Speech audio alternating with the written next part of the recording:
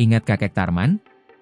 Dulu viral kasus mahar cek 3 miliar rupiah, polisi ungkap kondisi. Kasus pernikahan viral antara kakek Tarman, 74, dan Sheila Arika, 24, kini memasuki babak baru.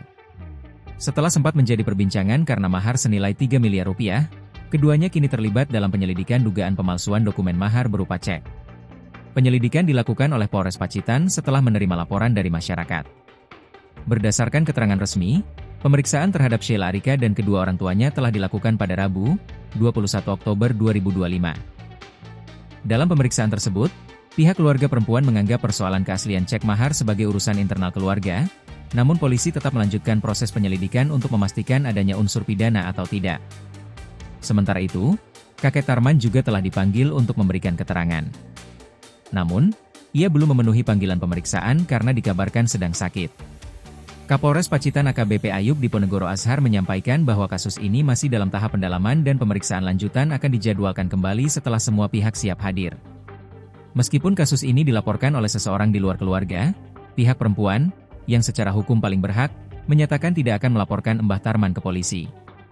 Menurut AKBP Ayub, untuk pelaporan pasal 378 KUHP yang mengatur tindak pidana penipuan, yang berhak melaporkan adalah keluarga Sheila Arika. Namun, meskipun keluarga enggan melaporkan, polisi menegaskan bisa memproses laporan yang datang dari masyarakat. Pernikahan Mbah Tarman dan Sheila Arika menjadi sorotan publik bukan hanya karena perbedaan usia yang jauh. Akan tetapi pernikahan itu viral juga karena mahar fantastis yang disebut penghulu saat ijab kabul di Desa Jeruk, Kecamatan Bandar, Rabu, 8 Oktober 2025 sedih. Dalam video tersebut, penghulu menyebutkan mahar berupa seperangkat alat salat dan uang tunai 3 miliar rupiah, dengan tambahan 1 unit mobil Toyota Camry yang tidak disebutkan sebagai mas kawin saat ijab kabul berlangsung. Sayangnya, mobil mewah Toyota Camry yang dijanjikan sang kakek hingga kini belum ditemukan keberadaannya. Sementara itu, hingga kini pihak Mbah Tarman belum hadir untuk pemeriksaan di polisi, dengan alasan mengaku sedang sakit.